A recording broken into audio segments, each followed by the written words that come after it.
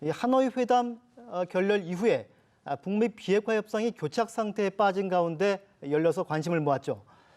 러시아와의 우호 관계를 과시함으로써 비핵화 협상의 지렛대로 삼으려 한 것이란 관측이 나오고 있습니다. 김정은 북한 국무위원장의 이번 방런은 2011년 김정일 국방위원장 이후 8년 만에 이루어진 겁니다. 김 위원장은 어제 블라디미르 푸틴 러시아 대통령과 5시간 정도 정상회담을 가졌고요. 오늘 오후 2박 3일간의 방문 일정을 모두 마치고 북한으로 떠났습니다. 블라디보스톡 현지에서 취재 중인 정주희 기자 연결하겠습니다. 정 기자.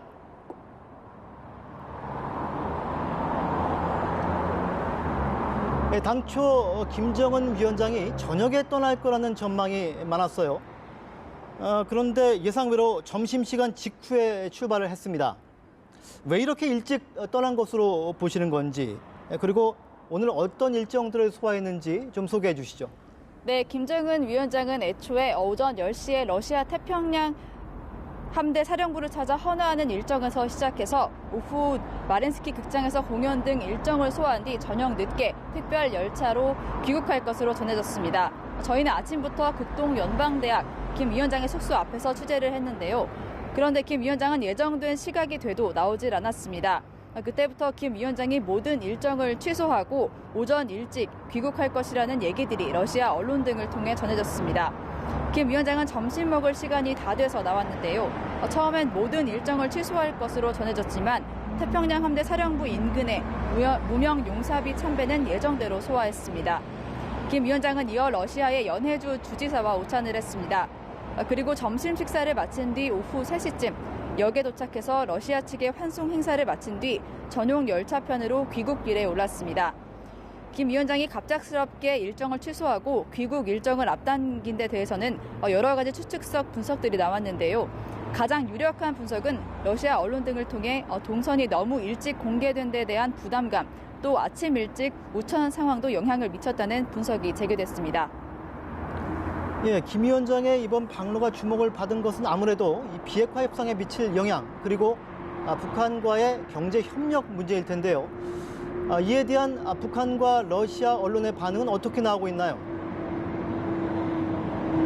네, 러시아 크렘린궁은 회담 전에 이번 북러 정상회담의 핵심 의제가 비핵화 문제의 정치 외교적 해결이라고 밝혔습니다. 실제로 김 위원장과 푸틴 대통령의 모두 발언 또 기자회견 등을 통해 비핵화 문제가 주요한 의제로 다뤄졌음을 확인할 수 있었습니다. 북러 사이 합의문이나 공동 성명 등이 발표되지는 않았습니다. 그러나 회담 직후 푸틴 대통령의 러시아 언론을 상대로 한 기자회견, 또 다음날 조선중앙통신 보도를 통해 회담에서 논의된 주요한 의제들을 알 수가 있었습니다.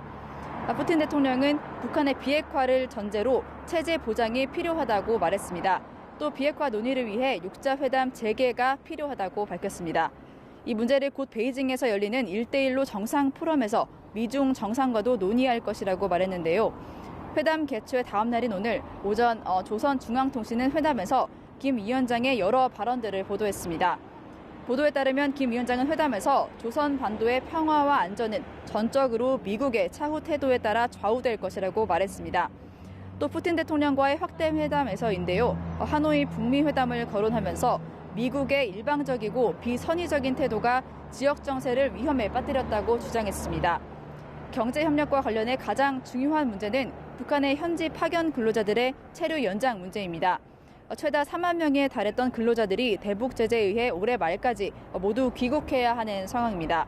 다만 이와 관련해 러시아 정부가 민간 영역을 상대로 미국의 제재 리스크를 어느 만큼 감수하도록 하면서 제재 완화나 예외 조치를 견인해낼 수 있을지에 대해 회의적인 시각이 많습니다. 이번 북러 정상회담에 세계 각국의 많은 취재진이 몰렸다고 들었습니다. 그쪽 취재력이 어땠는지 좀 간단하게 소개해 주시죠. 네, CNN을 비롯해 세계 주요 언론들이 이번 이벤트를 주목했습니다. 국내 언론들도 취재 비자 없이 현장 취재에 나서는 기자가 적지 않을 정도로 취재 열기가 뜨거웠는데요. 취재진이 가장 몰렸던 것은 아무래도 회담이 열리고 김 위원장의 숙소가 있었던 극동 연방대학교였습니다. 개인적으로 흥미로웠던 점은 애초 생각보다 취재 제한이 그렇게 까다롭지는 않았다는 점입니다. 실제로 김 위원장이 묵었던 숙소 약 100m 반견까지 기자들의 접근을 원천 차단하지는 않았는데요.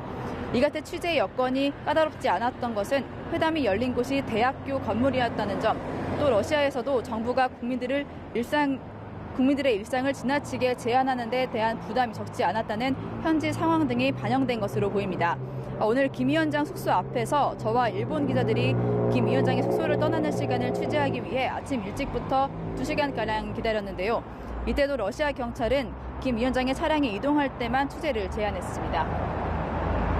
예, 블라디보스토크가 서울보다 날씨도 춥고 이 바람도 많이 강한 것 같던데 며칠간 고생이 많았습니다. 지금까지 정주희 기자와 이야기를 나눠봤습니다.